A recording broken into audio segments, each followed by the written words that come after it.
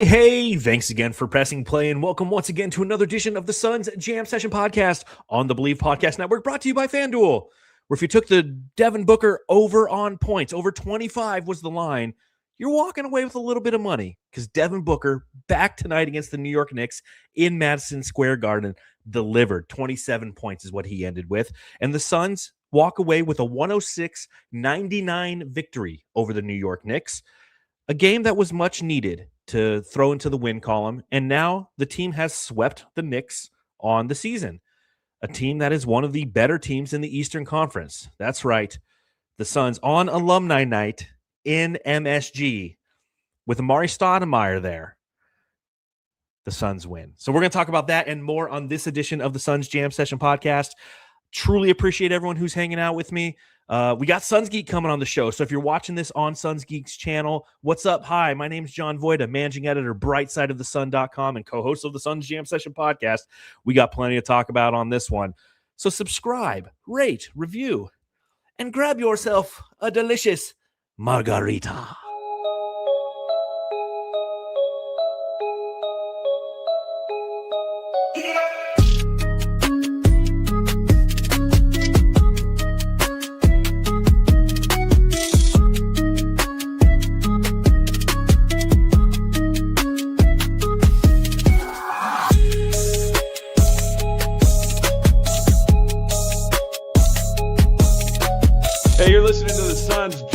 Session podcast, shooting the shit about the Suns since 2019.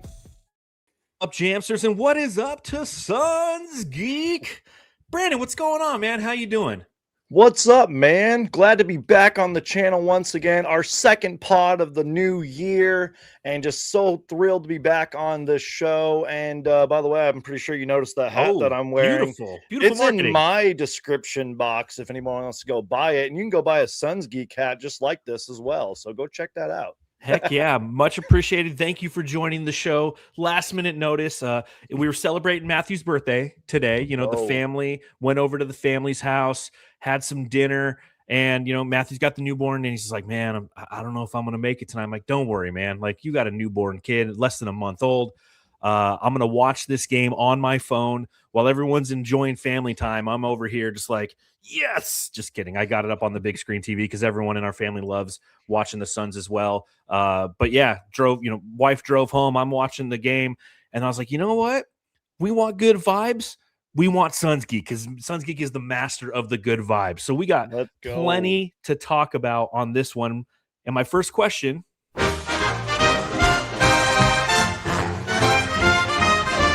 Matthew, SunsGeek. Ask. SunsGeek, I got to ask. I know it's only game 42 of the regular season.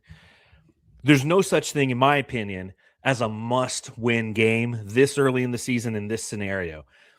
But did this kind of feel like a must-win game for the Suns just to kind of reverse the bad vibes, right? They lose to the Miami Heat. They lose to the Detroit Pistons. You go to Madison Square Garden. They don't have Josh Hart. They don't have Jalen Brunson. You got to win this game, right? Oh, absolutely. 100%, man, because I've talked about this on my channel, and I'm sure you've talked about it on the podcast. It's a 6-game, 12-day long Eastern Conference road trip with no home games in between any of that. So this kind of was a must win, but like, I'm so thankful and happy for the fact that like the Suns lost 2 in a row. And it was like, oh man, like the Suns lost, like that sucks. Because it seemed like last season we were losing all the damn time. So it was like, oh, whatever, the Suns lost. Those last 2 losses, they kind of stuck. They kind of sucked, but it was like, you know, whatever, the Suns will bounce back, but this was definitely a must win. And especially to get a win in Madison Square Garden, where, you know, like Devin Booker loves to play. And I would think most of, if not all of the NBA loves to play. This was a much needed win, a great win. And I'm just glad they got the win, man. Yeah, I am too. Walking away from this one, especially, you know, and we'll talk about kind of the ebbs and flows of this game. At one point, they allowed an 18-2 run for the Knicks, and it felt like, oh man, here we go again. It's kind of slipping away a little bit, but the fortitude, the ability to respond appropriately, and in this game, you know, again, it's not a must-win game, But the last two games kind of sucked because you can look at them and go, you know what? There's reasons why we should have won this game. I mean, the Pistons game, you walk away somewhat frustrated because even though you were without Devin Booker, you only lost by 3 points. And it's like, man, that one was right there for the taking. Came down to the wire too. Yeah. And the Heat, the same thing. It came down to the wire until a Dylan Brooks missed 3-pointer turns into a flagrant one. And the Suns ultimately lose that game. So while it's not a must win in any capacity, it's very good for the psyche of this team. And quite honestly, my friend, the fan base, because as you mentioned, this road trip is long, it's arduous. And the fact that you've played two of the top 3 teams in the Eastern Conference in the last 2 games, and you lost one by 3 and you won this one, it just fortifies kind of who and what this Suns team is. And I don't know about you, my friend, but I like it when they win. I like coming onto the podcast afterwards, after they win and not sit here and go, well, why did they lose that game? Why are we sitting here trying to figure out what went wrong? In this game, we can talk about what went right, and we'll start off with the bright side of things. Oh, I clicked the wrong thing. I have to click this thing. Tell me the bright side. All right, the bright side, SunsGeek. How'd the Suns win this game? What do you think? What's the good? The Phoenix Suns bench helped them win this game. Jordan Goodwin, 100. Grayson Allen. I'm going to throw an honorable mention. Isaiah Livers. I don't know how much you talk about Isaiah Livers on this channel or even on my channel, but holy cow, dude, that guy goes in there and he's like that spark you kind of need. He has hustle plays, good defense out there. But speaking of a spark, Jordan Goodwin, who I'm sure we're going to talk about. Oh my gosh. But it was the Phoenix Suns bench that helped them win this game. And then I know we're going to get to it and we're going to play all the drops and everything. But Devin Armani Booker loves playing in New York. I think he's like averaging like the 3rd most like points in New York on the road, like in NBA history. So those are my 2 answers. Let's go. Yeah, I think we start off with Book. You're 100% right. Allow me to reintroduce myself. My name is Big Dick Booker.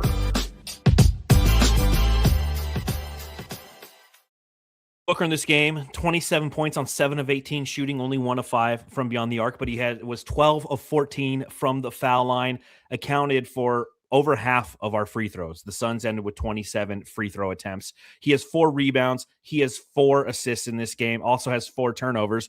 4s were lucky. But in this game, I think the most important statistic is minutes played for him because he played minutes tonight, SunsGeek. Obviously, he came into this game questionable after spraining his ankle in the road trip opener against the Miami Heat. He was questionable going into the Detroit game, didn't play. And I don't know about you, but I kind of had this feeling of, oh, shit, here we go again. Yeah. This is one of those situations where the Suns are going to give us vague responses relative to an injury. And I think back to Grayson Allen and the 10 games that he was out. And it was just kind of constantly like, yeah, he could play, but he's just not there yet. And obviously Jalen Green, where continues to be out. There hasn't really been an update relative to what his status is. It shows you that this team, this organization keeps things close to the vest, which I kind of like. I'm not opposed to that. But in the same breath, with Devin Booker being questionable last game, questionable this game, if he didn't play tonight, I was like, oh, great. Here we go again. We don't know when he's going to be back. But he was back tonight. And while he wasn't great, right, he wasn't spectacular, he's the missing ingredient that we were lacking when we played the Pistons, right? Somebody who's the big boy out there, somebody who can control things, somebody who can slow things down. What'd you see from Devin Booker tonight in his return after missing 1 game with an ankle, and how surprised were you ultimately that he ended up playing? I don't want to jinx anything, but it looked like he wasn't really playing with an ankle injury, maybe besides a couple plays here and there where he maybe like landed wrong or just, little grimaces here and there, right? Yeah, little grimaces here and there. But you know what? He looked pretty damn good out there. He looked confident, and he started going early. Like I said, like he loves to play in New York, and I think that really showed tonight. But like you mentioned, like this is that sort of final ingredient, the cherry on top, when we're playing a well, I mean, I know they've been struggling lately, but a pretty good New York Knicks team overall. Mm-hmm. He's the missing ingredient. He's our leader out there. He's our franchise player, getting us points when we need. And I also tweeted this out at one point, and I've been tweeting it out really all season, but trusting his teammates. Yes. And like, it doesn't matter who's in the corner or who's wide open. Devin Booker's going to dish the ball to them because he trusts and loves his teammates, unlike last season. Mm-hmm. And that's another reason why Devin Booker is such a great leader. He's an all-star. And look, you're absolutely right. Like, it wasn't like a spectacular Devin Booker game, but like, he did his job out there. Yes. He scored points. He assisted. He played well. And that's all we need Devin Booker to do. Because like I said earlier, the Suns bench helped us win this game. And he comes in there and helps us finish it off. Yeah, I'm definitely going to give kudos to the bench here momentarily. Yeah. But to kind of tie the bow, if you will, on Devin Booker, this hasn't been your typical Devin Booker year. Yep. This hasn't been a hyper-efficient year.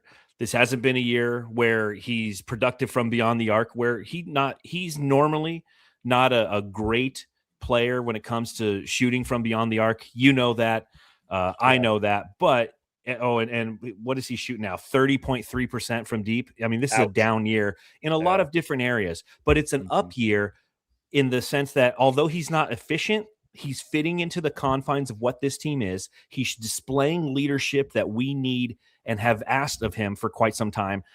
And we've said it before, and I don't know how often you've ever said it on your channel, but it's definitely a theme that we've had in conversations about Devin Booker in the past. He kind of morphs into who the team is, right? When Chris Paul was here, he was a very efficient player. He was headstrong. He took on the personality of Chris Paul. When Kevin Durant was here, he just wanted a ball, just like Kevin Durant did. This team, part of my français, but this is a team full of motherfuckers. And Devin Booker's kind of being a motherfucker right now. And the fact that he's out there, maybe he's not 100%, but he wants to be out there with this team.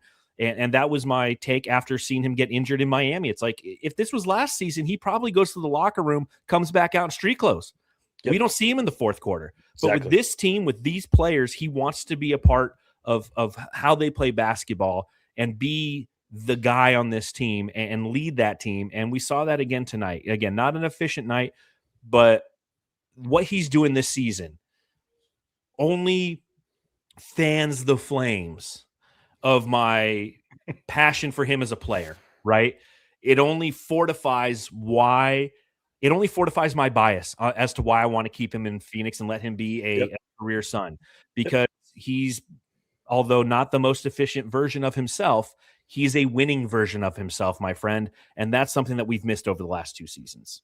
Absolutely. 100%, man. And I kind of like how you phrase that. Like, he plays how like sort of the team is playing, but this is the kind of team. And I've heard the broadcast talk about it. I'm sure you've talked about it, and myself, we're like, if you do not play hard, you're going to stand out on this team. And that's what Devin Booker's been doing, man. So even though he hasn't had the most efficient year of his career, especially from the three-point line, which is weird because, he was a three-point champion in 2018, during All-Star weekend. But, Devin Booker's going to go out there. He's going to do his job. He's going to be our leader. And even if it is inefficient, he's going to put up the numbers and help us get victories. And that's what he's been doing all season long.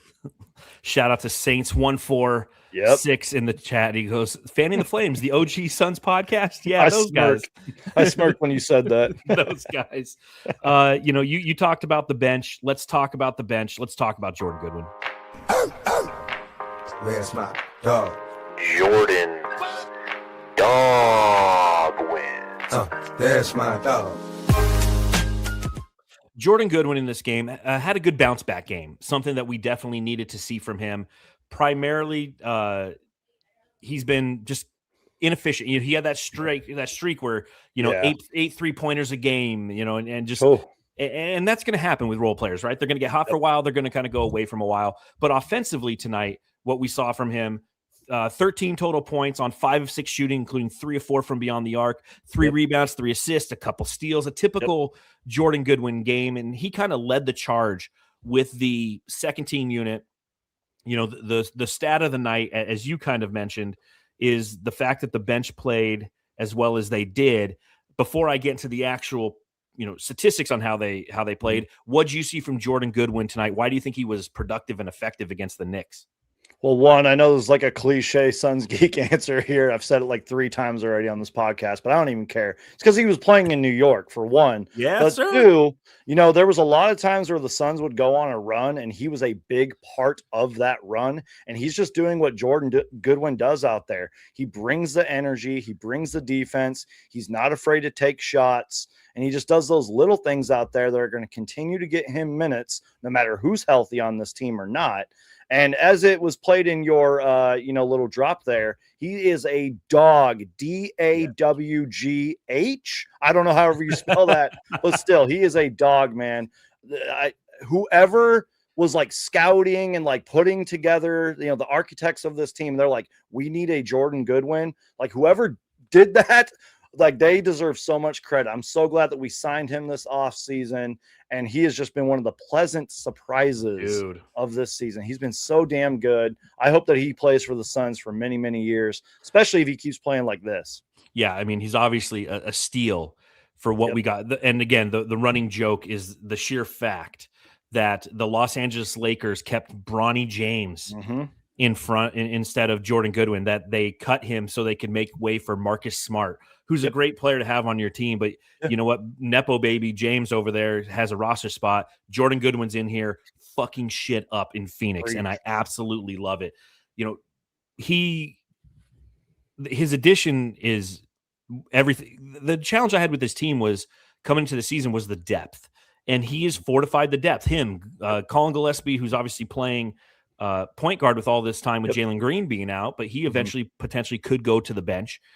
Grayson Allen, these guys coming off the bench, the way that they've been able to score, the way that they've been able to up their game has changed the trajectory overall of this season, where this was supposed to be a transition year, and it's turning out to be a transformational year. And you talk about the bench in this one, and that brings me to tonight's Stat Me. Here it is. Ooh, dang, Stat Me.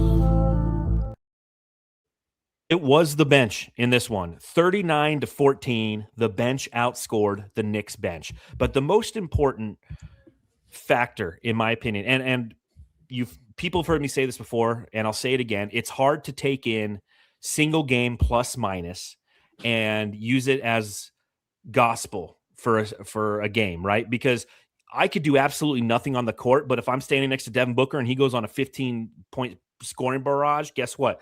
I get a plus 15. But that being said, you look at the bench, right? Grayson Allen was a plus 15. Oso was a plus 19. Jordan Goodwin was a plus 18. Ryan Dunn was a plus 23. Our starters were all negative, right? Royce O'Neal, negative 14. Dylan Brooks, negative 14. Mark Williams, negative 12. Devin Booker, negative 3. Colin Gillespie was the only one who was a plus 8 because he played with that second team unit. So again, in a single game plus minus, it's not the greatest statistic, but what that shows you is the bench did a lot of the digging out of the hole, because the Suns, as I mentioned earlier, there was a spat in the third quarter where the Suns gave up an 18-2 run. 18-2. They were up 10, and next thing you know, they're down, and they're down 10. Just like you snapped your finger. And it was the bench unit that came in and stabilized things and ultimately got them back on track.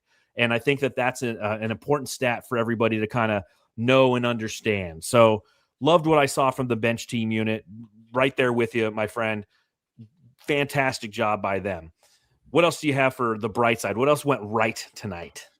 Oh, man, I'm glad you mentioned the bench scoring as well, because that was, again, like you mentioned, they dug us out of that hole. But I heard on the broadcast, and you might have to play a drop here. Actually, you know what? Go ahead. Can you play the Royce O'Neal drop real quick? Oh, my dude, I so got you. Rolls Royce.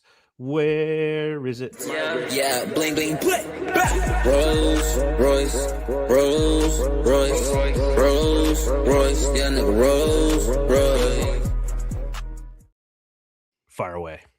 Royce O'Neal. I heard this on the broadcast, and I'm not going to lie, I didn't know it. He is currently shooting in the fourth quarter 55% from 3, which is insane. I think that leads the league, man. Rolls Royce was great tonight. Did you see that play where he had that quarterback type pass to Grayson Allen? Yes. It kind of flung over him. He just volleyball tipped it, and Mark Williams had the easy bucket. that's what Royce O'Neal does out there. And I love it, man. But like, also he can be so streaky and sometimes in a good and a bad way. He has his off games here and there, but Royce O'Neal has been such a big, presence on this team all season long. I really feel like he competes out there every single night. And he was another reason why we won this game. But like, I didn't know that fact. 55% in the fourth quarter 3-point shooting. And what did he finish with tonight? He was 10 points. He was 2 for 4 from 3, 5 rebounds, 2 assists, and a steal. Like that's why I love Royce O'Neal, man. He may not be your typical, starting forward or whatever, but he gets the job done, man. He's one of the leaders of this team.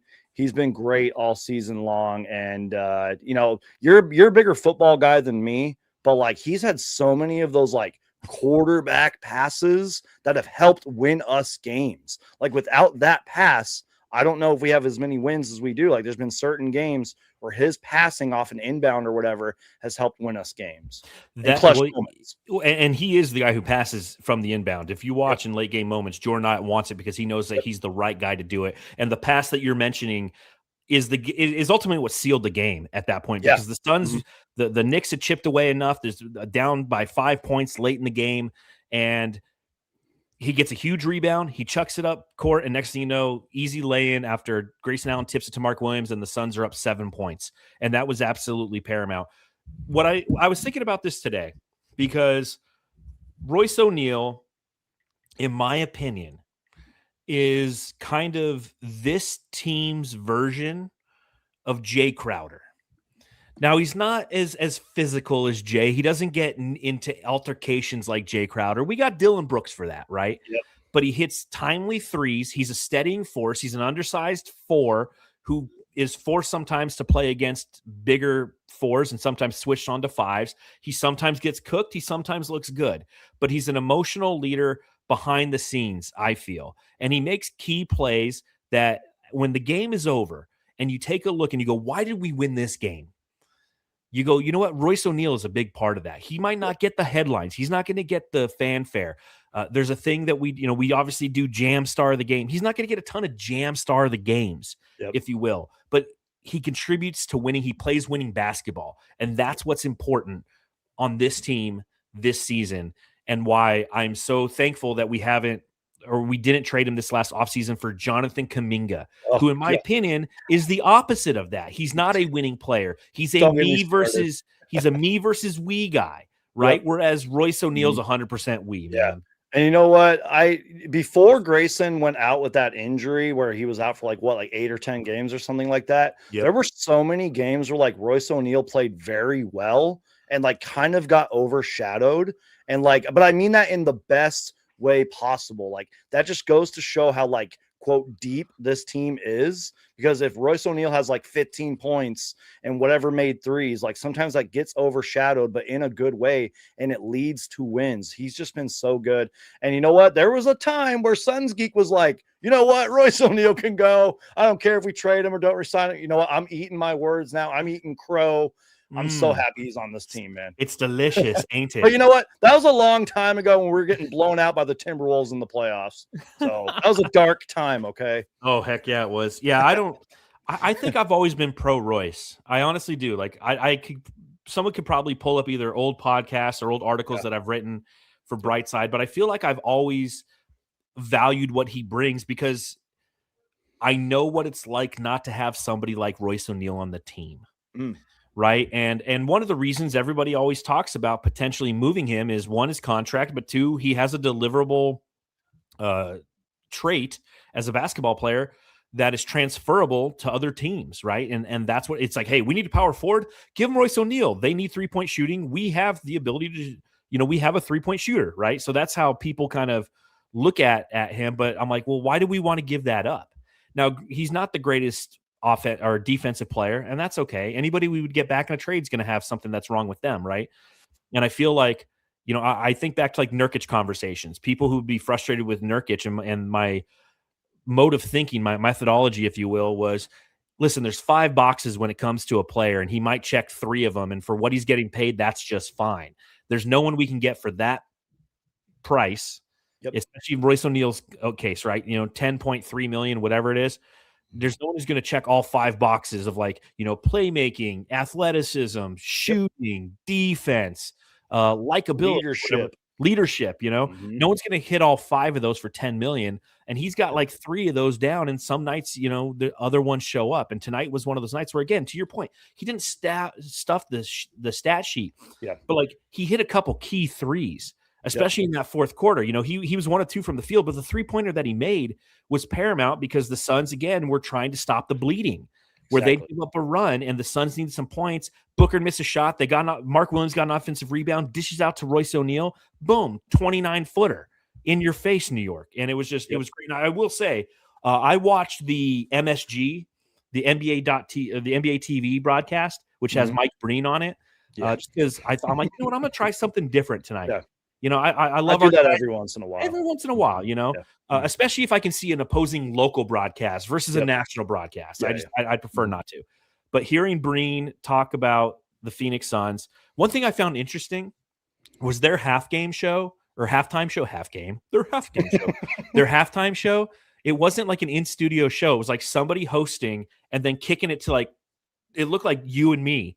A couple guys talking about the Knicks. I was like, talking about. I was like, dude, they need to do that in Phoenix, man. Okay, I know Tom and Tom got jobs, but hey, man, kick it to me at halftime. I got things to say, And Tom have been doing this a long time. I'm sure they could use a break. They're great at what they do. I listen to them religiously, but they could use a break. That'd be cool. That'd be a cool idea for them to do. And real quick, one more thing on Royce.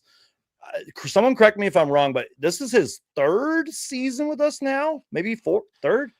So he got traded for Jordan Goodwin in the middle of the 2023 season. Wasn't he part of the KD trade? No, he came over after KD. We had Keita Bates-Diop, Chimezie Metu, Jordan Goodwin, Yuta Watanabe, and then we traded them at the deadline, brought him in, and now he's the 2nd longest tenured Phoenix Sun. Yeah, and that's exactly the point I was just about to say. That stuff matters. The fact that he's been with us for so long and he's experienced a lot in those 3 years or whatever, that really matters, and I'm glad he's on this team. So the defense obviously is something that a lot of people are talking about in the chat, and rightfully so. This Phoenix Suns team is 5th best defensive rating coming into tonight. I did an article on Bright Side of the Sun talking about the difference between this team and last year's team through 41 games. And how last year the team was 22nd defensive rating, 5th. Mark Brooks in the chat says the 93 Suns had a better defensive rating than this team. And this brings me to a little trivia time here. Let's see what your knowledge looks like there, SunsGeek. You know what time it is. Trivia time. All right, so this year's Phoenix Suns team has a defensive rating per Basketball Reference. It's different if you go to NBA.com of 113.1. Where does that rank all time in Phoenix Suns history? 5th. And I'm hesitant to say that. Top 5. I don't know. 5th. I don't know. It's 54th out of 58. Whoa. Wow. It's just a reminder to people and the reason I brought this up because Mark brought it up in the chat, 93 had a better defensive rating. A lot of teams had a better defensive rating than this year's Phoenix Suns. The game has changed. Yeah, I'm like, that's hard to believe, man. Like, what? Yes, the worst team ever relative to defensive rating in the history of the Phoenix Suns. Guess what year it is? Something in the 80s. Last year. Because again, modern NBA, right? The amount of possessions has changed. And essentially a defensive rating and an offensive rating is how many points do you score per possession, right? And offensives have gotten more efficient. Therefore, offensive ratings have gone up, which means defensive ratings have inflated as well. Last year's team per Basketball Reference, 119.3. The second worst was 2018/19, 115.1. So that's almost a difference of 4 points per game per 100 possessions. The best team in Phoenix Suns history was 1971-72.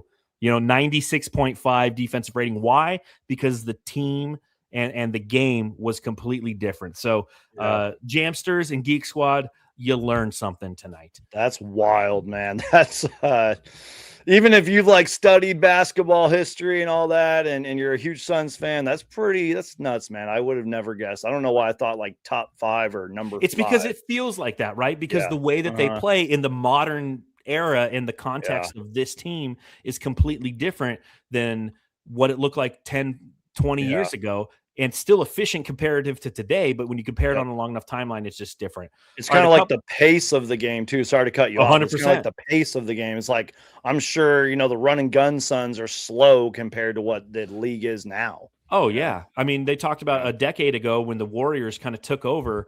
If you look at their offensive rating right now, it would be like 15th in the league, and it was like something that was revolutionary. So a couple more things I have for the bright side. I want to talk about Colin Gillespie. Your villain junior is Colin Gillespie.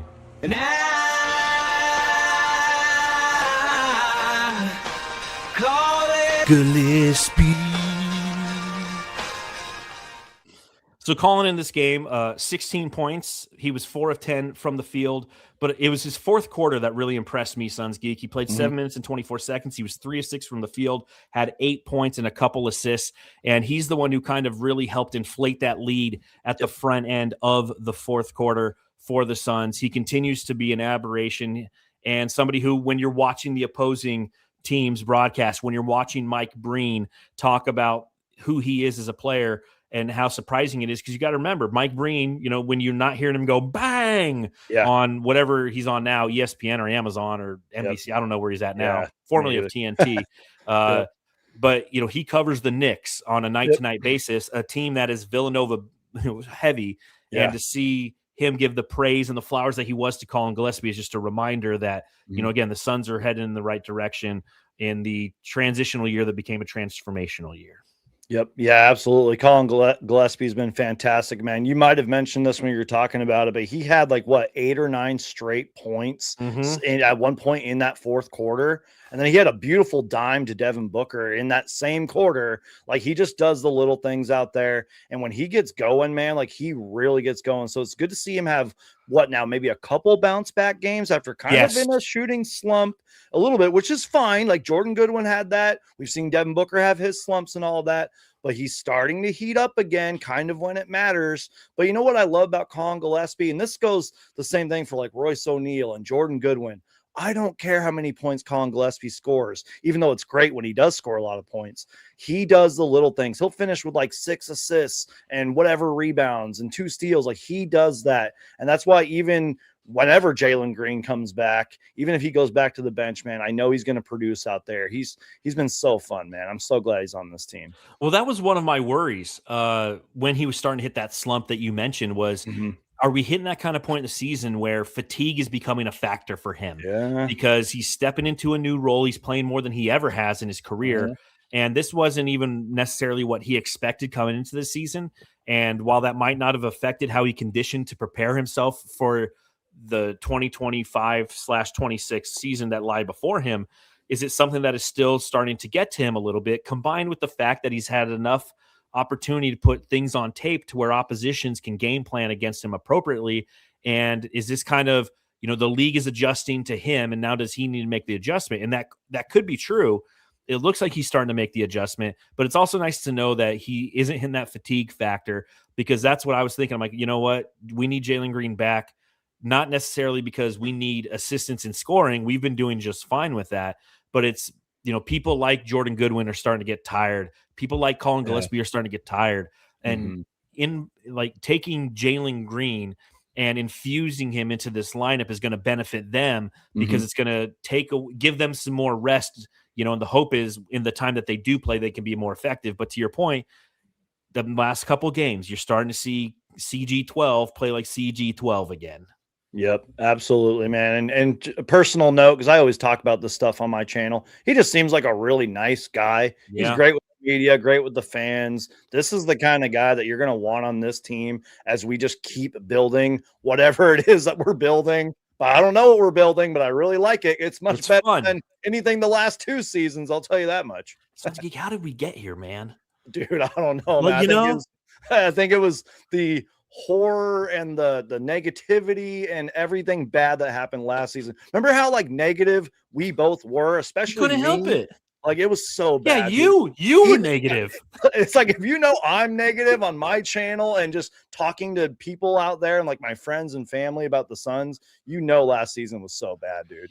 Yeah, it felt like this hopeless black hole that we were never going to get away from its gravitational pull. And here we are just a few months later. And I'll say this, for those of you who visit brightsideofthesun.com, we do game threads there, right? Yep. Where our community talks, throughout the game.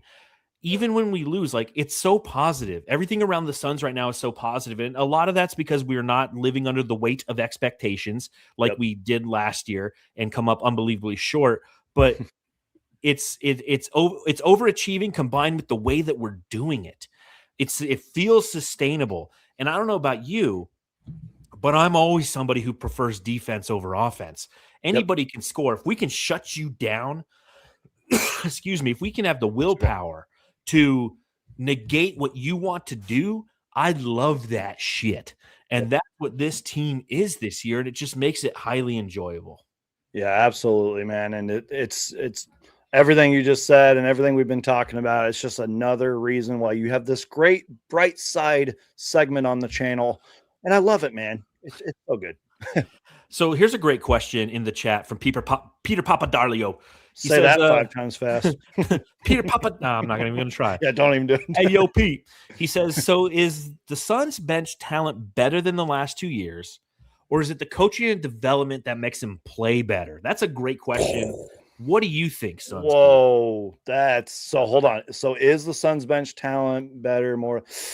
Yeah, because the key word in this, in my opinion, is bench. Because like you mentioned a couple of these guys earlier, like Keita Bates-Diop, Jamezi Metu. Are those guys even still in the league? Nope. Like, no disrespect to them, like, but still, are those guys even in the league? The key word is like the bench. Yeah, I think the bench is better. And then, he goes on to say like coaching and development, like, we've had some decent like assistant coaches in our past, especially the last few years, where I was like, oh man, our coaching staff is stacked. This is going to be great for our team. And it really wasn't that great. It seems like the coaches we got are in sync with Jordan Knott and the scheme that he's throwing out there, the offense and the defense. And it seems like these guys are really putting in the work. And like I mentioned earlier, like the Suns broadcast and all these other podcasts and stuff, they've been talking about it all season long. Even the players have been talking about it. Like, if you don't work on this team, you will stand out. And I think that goes to kind of answer this question here. Like, it is coaching, it is development, but it's also the Suns players and the bench that they got, man. Like, they have some dogs and it's really showing, man. Would you say that they're aligned? Oh, absolutely. Absolutely. Everyone was clowning Brian Gregory, our GM, for that stuff. And Brian Gregory's probably just kicking back in his chair. He was like, yep, we are aligned, baby.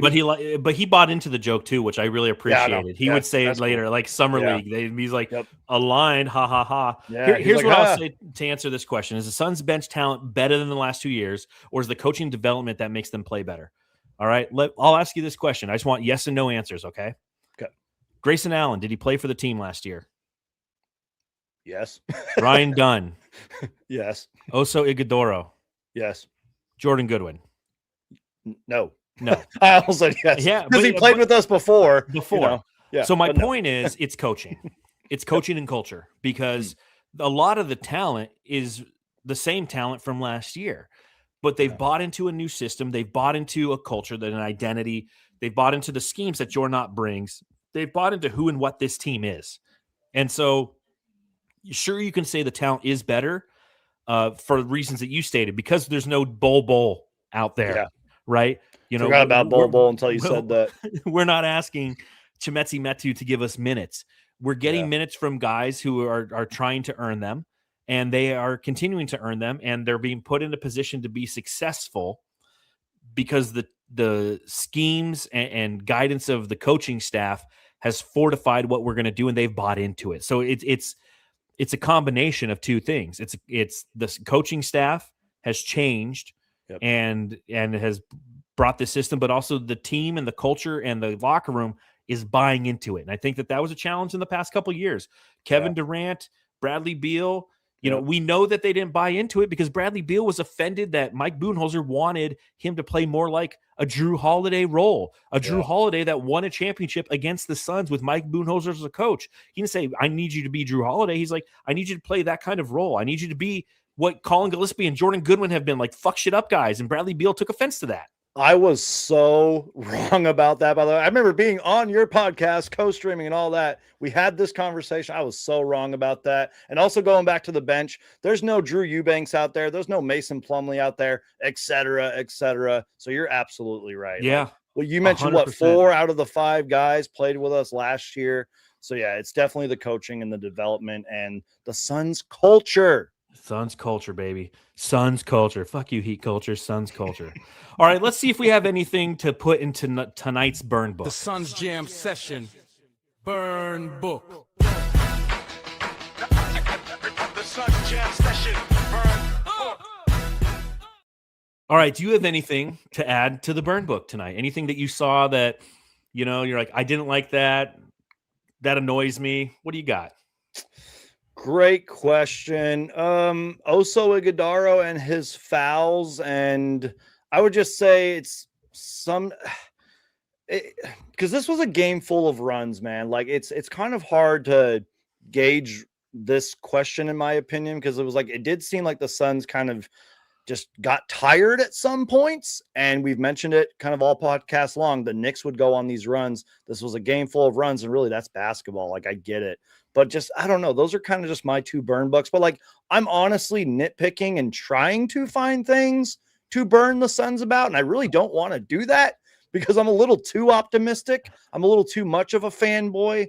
But like, it's just the little things like, you know, letting the Knicks go on certain runs. Ooh, and you know what? Now that I think about it, this is actually a fair criticism here. Miles McBride. Okay. Oh my goodness. Why has he been Steph Curry against us the 2 times that he's played us? Dude, especially in that first half, dude, he lit us up. And the Knicks aren't even that great of a 3-point shooting team, to my knowledge. I don't know why. They're a good one. I don't know what the stats are, but it doesn't seem like they're a good 3-point shooting team. I'm pulling them up. I feel like I made the graphic for tonight, and I was like, oh, they surprised me they're the 3rd best 3-point shooting team in the league. It doesn't seem like that. Yeah. It only seems like that when they play us. You know what I mean? And that's my point, though. Like, it seems like the Suns may not have had that on their scouting report the last two times. Well, I mean, tonight and last time we played them. You know what I mean? Like, I don't know. It just seems like they kind of just leave them wide open, especially Miles McBride, who just torched us tonight for most of the game. Well, that was part of that 18-2 run. And that's one thing I had in my burn book was that 18-2 run, how the Suns perimeter defense was abhorrent because they were letting Miles McBride and Karl Anthony Towns shoot wide open threes. Now, granted, some of those threes were like 28, 29 footers. True. Like the Suns weren't defending the perimeter all the way to the logo. They were just taking logo threes and hitting them. But I agree with you in the way that the Suns in that stretch allowed, but I tip my hat to the Knicks because they made those shots. Like I'd prefer them to take those shots. And guess what? In the 4th quarter, they continued to take those shots, and the Knicks ended up going 1 of 11. They missed a whole bunch. 1 of 11 from deep in the 4th quarter, and that's what ultimately saved the Suns because they continued going. Okay, they're going to give us the 3. We're going to take it, and ultimately the law of averages caught up with them. They ended up shooting 14 of 44.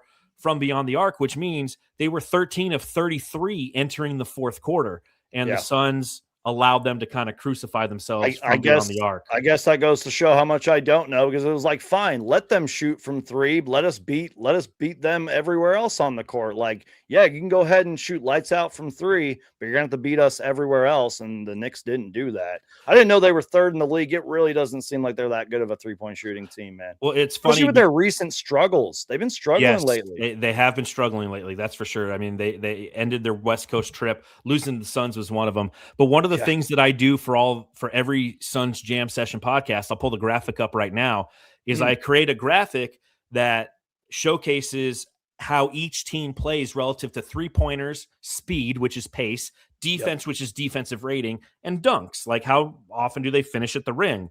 And every little attribute that's lit up green represents a third or 1/10 of the league, right? So the New York Knicks are the third best 3-point shooting team in the league, and you can see that on the graphic because they're 10. They're full on threes. Not a great team when it comes to speed, defense, or dunks. Whereas the Suns defense, we have 9 of our 10 attributes on our attribute meter are lit up because of that. So the reason I bring that up is it's something that every time I do that for the pod, I learn about opposing teams, and I go, because I'll write recaps and previews for Bright Side of the Sun. I go, oh, I didn't realize that the Knicks are a good 3-point shooting team. I don't watch the Knicks. But you learn something every day. You learn something every day. Something that goes into my burn book, and I see that Mary asked this question a little bit earlier. She goes, what is going on with Dylan Brooks, though, guys?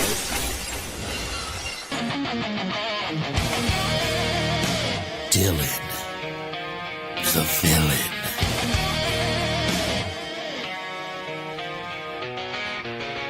It has certainly been a rough road trip for the villain tonight. He ends with a total of only 5 points. He's 2 of 13 from the field. He's 1 of 7 from deep, 6 rebounds, 1 assist. And coming into this game, and I wrote a whole article on Brightside about this, live by the Dylan, die by the Dylan.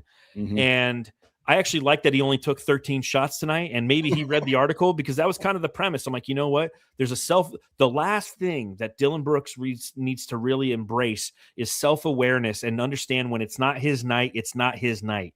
And although his antics are appreciated, 85% of the time you love what he does. The other 15% of the time, it makes you want to pull your beard hair out in my case. And entering this game in two games, right, against the Heat, against the Pistons, he had 11 personal fouls. He had 2 flagrant fouls. Ouch. He's shooting like 4 of not good. 18% from deep. Ouch. Which gets worse tonight because again he shot 14% from deep tonight, and you don't want to be in a position where he's losing games. So although he didn't have a great game tonight, and something there's an adjustment period and things, just some of those oh hell no shots are not going in anymore. He also only took 1 shot in the fourth, SunsGeek. And I think that's important. That's the self-awareness I'm asking for. It's like, listen, we need you out there to be the enforcer. We need you out there to be the disruptor. We don't need you out there shooting 5 or 6 shots and going 1 of 6 from beyond the arc in the fourth quarter, right? Yeah, no, you're absolutely right. And it's funny that you say he only took 13 shots because he's been shooting them like crazy lately, and a lot of them haven't been good shot making, and it's been very inefficient, and he's just been like on a cold streak, if you will. But like you mentioned, he is starting to get a little self-aware. I'm sure the coaching staff had probably pulled him aside and was like, hey, like you got to kind of like chill on those shots. You know what I mean? But I guess the most important thing is you said he took 1 shot in the fourth quarter. That's really important. And Dylan Brooks is a big film guy, so I'm sure he's really going to dive into some film and be like, when can I start taking these shots? And also, we've been talking about this all podcast long. The Phoenix Suns bench probably helped him not take so many of those shots. But I will say this, though, in all fairness to Dylan, man, if he can just get us 12, 15 points, that really is going to help in the long run. It's kind of like Royce O'Neal, man. Give us like 10, 15 points and we're good, man. But I will say he's got to get more efficient. He's got to get much smarter with his shooting. But everything else, man. He probably won't. And that's why when Jalen Green comes back, it's going to be beautiful because he's going to fall back into the role that he's meant to play. He stepped outside of his role. I remember the first game of the season, right? When we played against the Sacramento Kings and he had like 10 shots in the first quarter. I was like, oh, shit. Yeah. This is what we're going to get with Jalen Green out. I don't know if I like this. Now, granted, we came back from 20 points down, a deficit that was primarily caused in that game because Dylan Brooks' shot diet was not great. But, maybe the self-awareness is starting to occur. Maybe he's understanding that he can pick his spots. And I'm glad that the fourth quarter wasn't a spot for him tonight. I'll say that. Yeah. And like everything else you mentioned, like, when it comes to like being our enforcer, playing great defense, shutting shit down, like he gets an A+ in those categories. 100%. And like, again, like this is all like kind of a good problem to have. I'm saying this as optimistically as I can, but like, we're midway through the season or whatever, game 42. It's like, he's going to go through slumps, just like Colin Gillespie, Jordan Goodwin. Like these are good problems to have. All right. What else you got for the burn book? Anything else? I got a few random things because I'm a random, I'm a random dude. Go for it. Yeah. I'll start off with OG Anunoby, unbelievably sweaty guy. I feel like that guy needs to be wiped down with the towel more, because like they come out of a timeout and he's going back to shoot a free throw. I'm like, dude, wipe that dude down. He just looks slippery. Bloody noses. A lot of bloody noses in this game. I bet you Grayson Allen broke his nose. Did it look like he broke his nose on the back of sweaty OG Anunoby? As somebody who has a big nose like myself, yeah, it definitely looked like it was like crooked. I mean, he was diving for a ball. OG Anunoby throws his head back, and it's straight shot to Grayson's honk. Dude, even thinking about that hurts. Yes, just thinking, I can't imagine my eyes up. It. Yeah, right. He had one. Oso Ighodaro had a bloody nose. I mean, this was a rock fight in that sense, if you will. Not a fan of that. Fouls. Okay, so on this road trip in the fourth quarter, the Suns have committed 24 fouls. Their opposition has only committed 12. Yep, that's kind of crazy shit. I kind of referenced that when I was picking on Oso Ighodaro, but I remember last game wasn't against the Pistons. We had like 7 fouls in the fourth quarter or something like that. Yeah, the Pistons, it was like 9-1. That was so bad, dude. Yeah, that was But again, so that either goes towards horrible officiating, which we've seen a lot this season, and maybe just the Suns going through growing pains. I don't know. I think what it is the Suns play a brand of basketball. And I did a whole thing on this where the league is actually the fouls are coming down. They're coming back down to earth because through the first two months of the season, from October 23rd to December 23rd, the overall average of NBA fouls per game per team was up almost 2 full fouls. And the amount of made free throws was up 2, and the amount of free throws taken was up 3, which tells you that the officials were calling everything. And since then, right, 2-3 weeks since then, it's gone down to the average that was last year. And that benefits the Suns because the Suns are a physical team. But it's almost like the Suns play a certain way the entire game, but only in the fourth quarter are they really being penalized for it. And I don't know if that is, to your point, bad officiating. I don't know if that's officiating changing their mentality in the fourth quarter, and the Suns aren't adjusting to the fact that they're being called for literally everything. But it's strange to me because it doesn't go the other way. And like tonight was a physical game against Detroit. That was a physical game. The fact that Detroit had 1 foul in the fourth quarter is asinine. The Heat was a physical game. The fouls in that one were 7-5 in favor of the Suns. Or against the Suns. So again, it's just one of those things that I noticed and I wrote down. And then the last thing I had in my burn book before we get to the subreddit stakeout is, for the first time, SunsGeek, I can safely say I'm over Mikal Bridges. I truly saw him as the enemy tonight.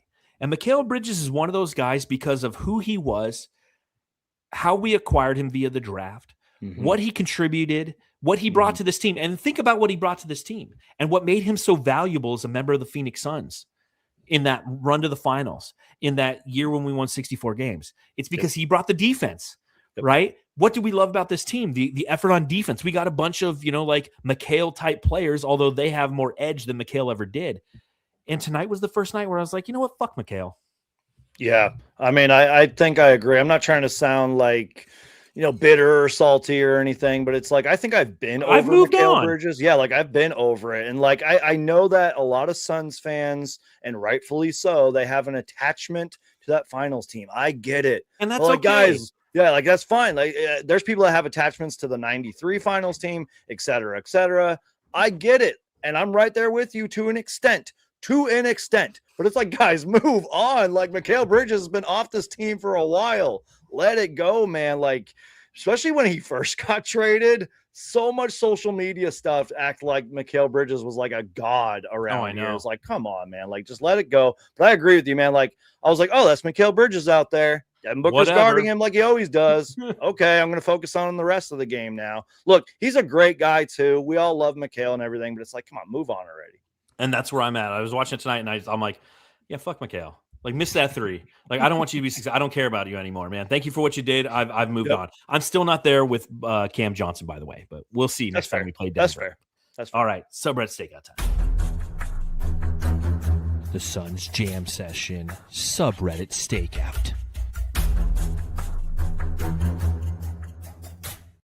The subreddit stakeout brought to you by Nettles Air Conditioning. You need a unit. We've got you covered. NettlesAirs.com is where to go, brother. Call 623-444-4888. Nettles Air makes your home feel great. Woo! All right, I don't have a ton for the subreddit because, like I said, I was with family, driving home. I caught like the fourth quarter at home, but here's what I got: Suns deserve more dick shots, to be honest.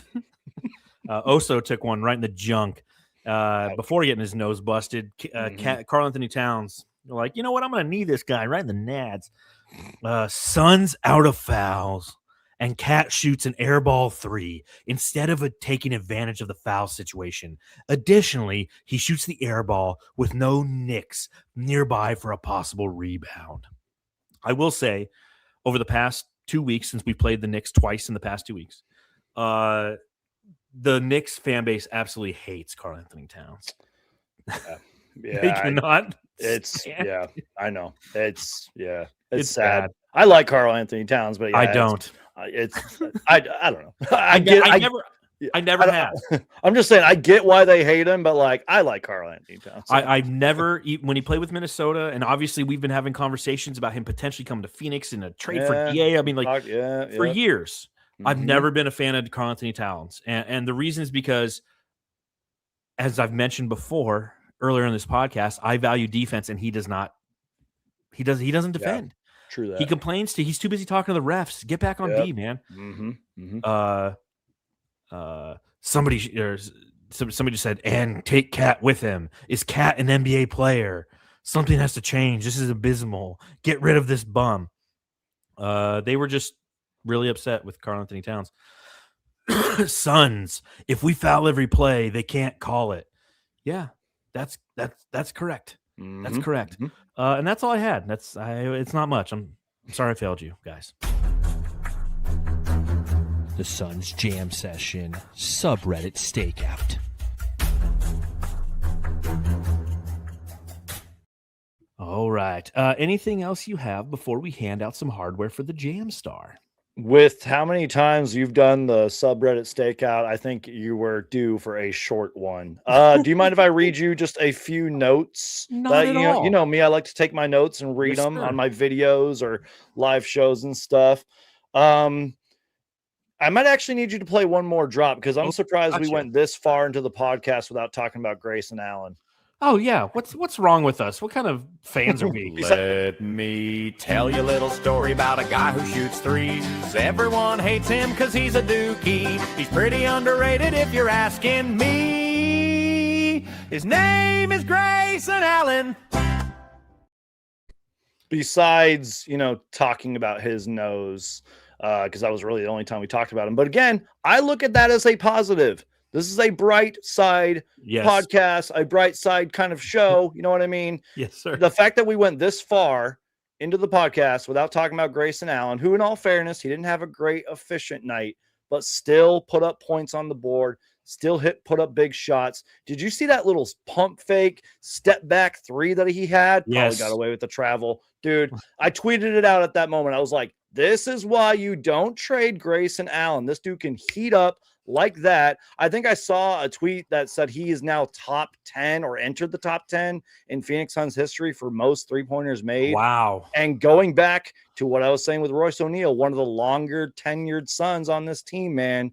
I love Grayson Allen. I just had to go on my little fanboy. I know I'm like fanboying. I literally uploaded a whole YouTube short just fanboying over the guy. I don't care if he's efficient or not. I know he has his flaws in his game. This dude plays hard every single night. He can shoot the skin off of the ball, and he's awesome, man. Yeah, he's him coming back has been great for Phoenix, and it's just a reminder. So many people wanted to trade him when he was out. Yep. They're like, oh man, trade Grayson Allen. He's not healthy yet. It's like, no, dude. Remember what he does. Yep. Remember how valuable he is. Another thing I wanted to point out before I get to the jam star of the game. We only gave up 99 points to the Knicks. Let's go. That's fucking impressive, man. Yep.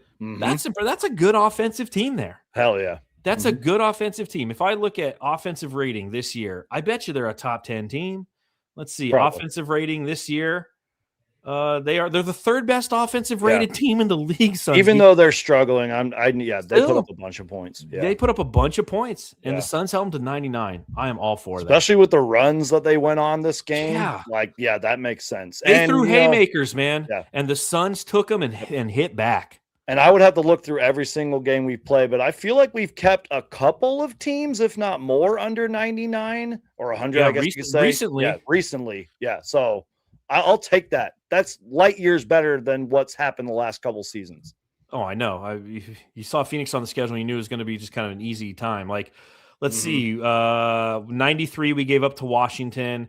98 to Memphis. Only 100 to Houston when Houston beat us. And then Golden State in like early December. But that's fine. That's great. I'm with it. I'll take that. All right, let's hand out some hardware.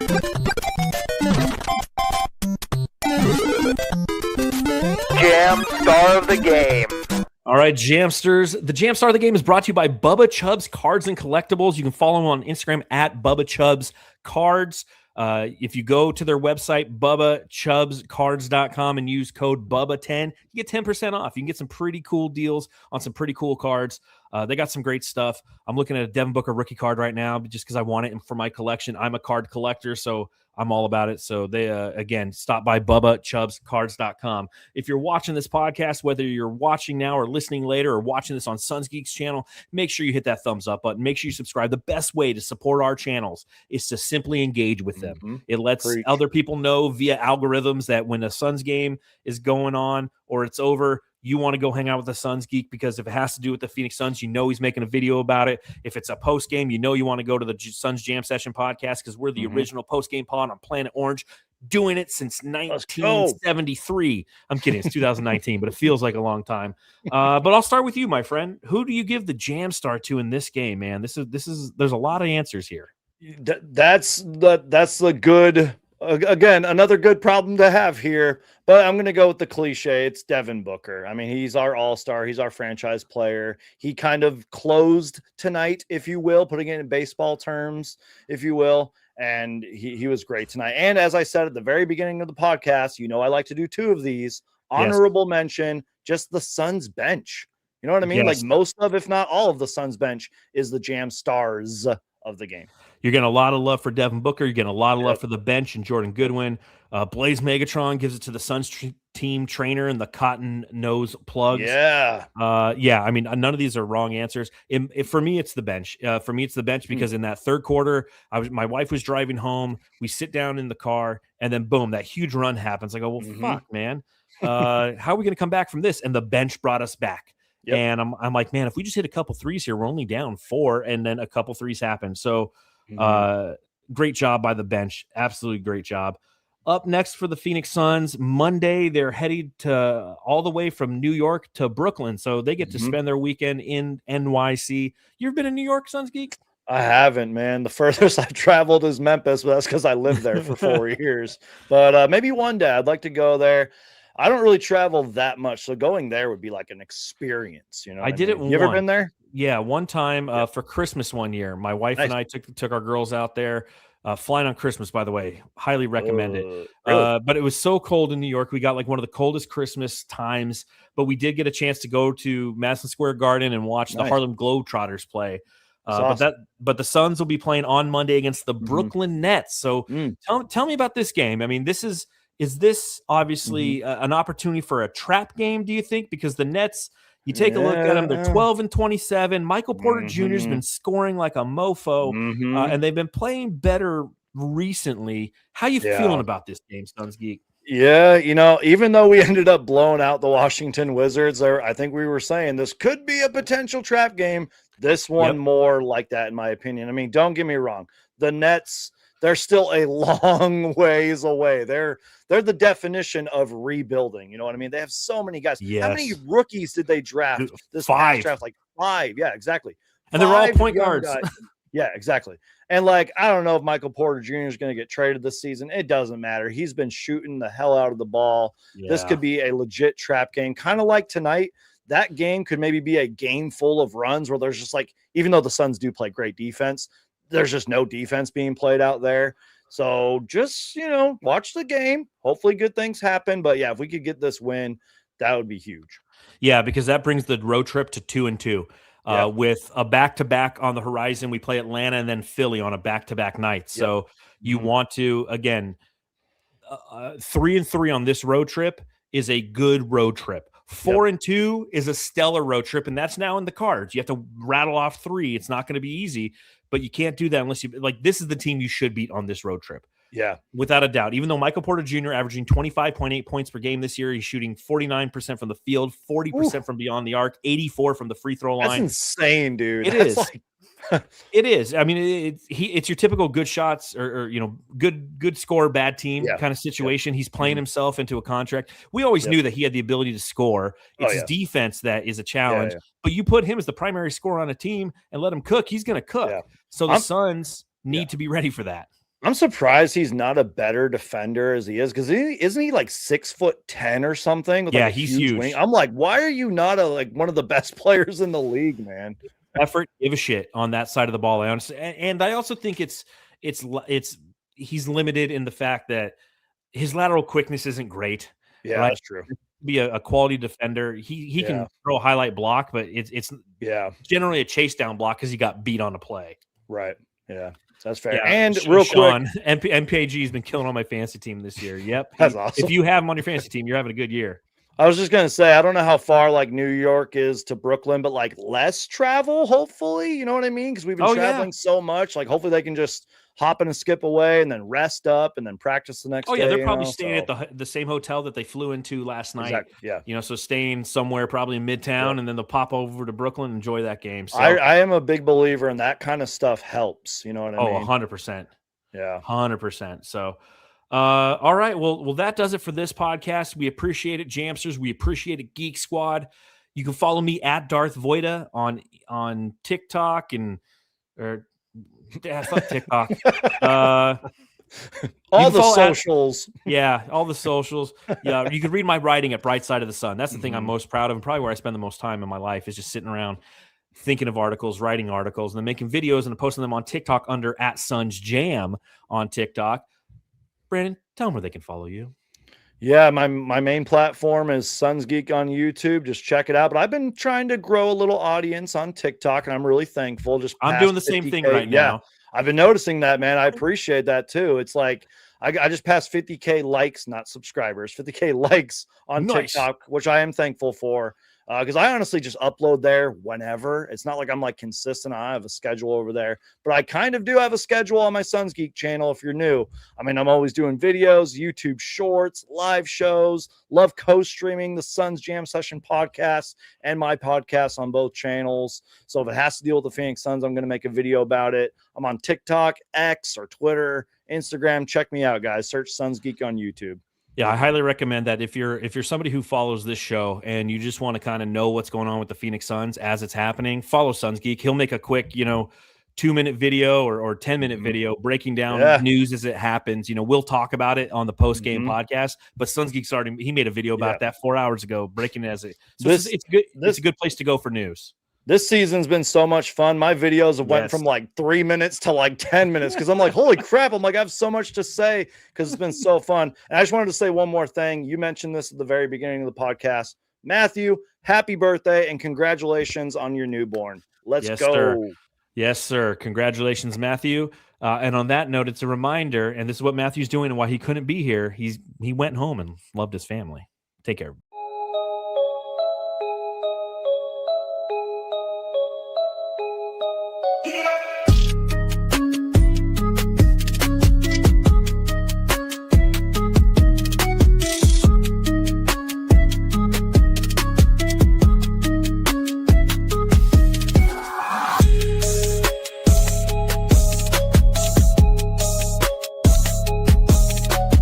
You're listening to the Suns Jam Session podcast, shooting the shit about the Suns since 2019.